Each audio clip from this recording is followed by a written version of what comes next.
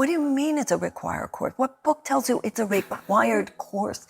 So I remember turning it over to see who wrote this thing. Nobody.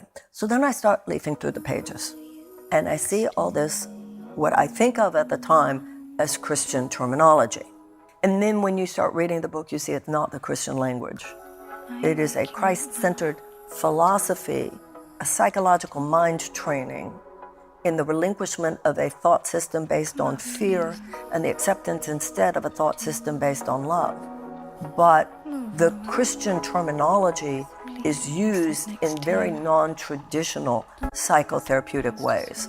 So the Course in Miracles talks about the teachers of God, which just means those who demonstrate love. To teach is to demonstrate, and God is love. Come, as it says, from all religions and no religions. So being a student of the Course in Miracles has never made me feel in any way less Jewish. There's a line in the book, I thought we had a deal. Yeah. You want me to tell that story? Please tell it to me. Jesus at the cocktail party. So I had, in about 1980, 79, 80, I had an experience that today would be called a nervous breakdown.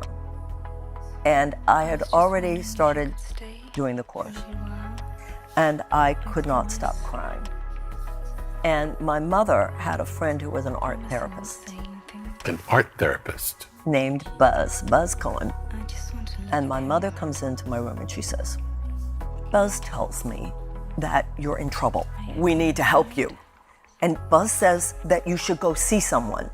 She said, I want you to see a doctor, a medical psychiatrist, a Jewish psychiatrist.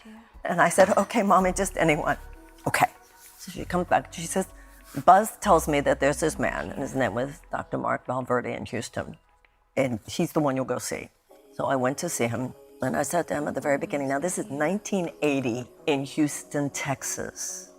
And I went into his office, and one of the first things I said, I know that I'm in trouble, and I know that I need to see someone, but I just want you to know that I'm a student of a book called The Course in Miracles.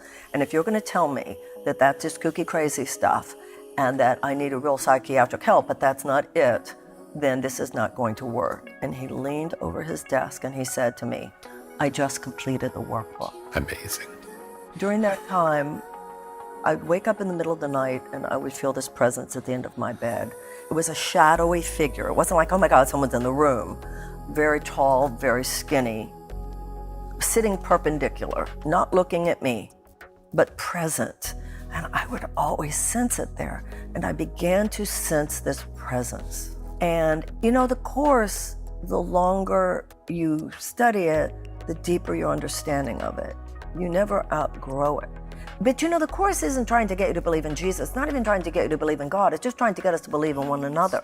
And as far as Jesus is concerned, the word, you know, he says, you do not have to believe in me for this material to have any meaning for you. But if you do, there's a little more I can do for you, something like that. And as I walked through that horrifying period in my life, I did begin to feel that it's as though I was accompanied by a presence. And I had said to God during that period of time, when I was in deep trouble psychologically, I remember saying, if you will put my life back together, I will give the rest of my life to you. But I felt when my skull got put back together, something was in there that had not been there before. And I said to God, you know, we all have conversations in our own heart, something about if you, because I knew I was in trouble. And the spiritual was not at odds with the psychiatric. So I had said to God something about, if you will help me, I will give you the rest of mine. And then at one point I said to, you know, this presence, I wasn't thinking of it in terms of, you know, the Course doesn't have this rigid grandiosity stuff with it. But this sense of, I wanted to go back to life, and I didn't really want to be thinking about God all the time, because during that time, the belief that God would help me was what enabled me to take my next breath. And then it was like, thank you very much, I'm fine, and I know there are a lot of people for you to help now, and thank you so much, bye. It was like I was trying to blow them off or something.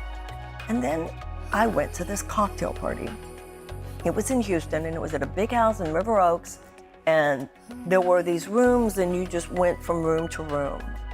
And I saw these three men, and they were all in either tuxedos. It was a very fancy cocktail party.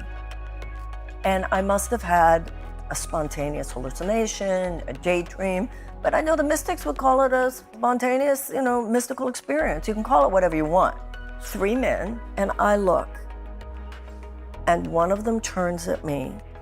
That was clear who he was, and he looked at me, and with no emotion whatsoever, he said, "I thought we had a deal." And that was it for me in my life. It was a moment that defined everything that would come to pass.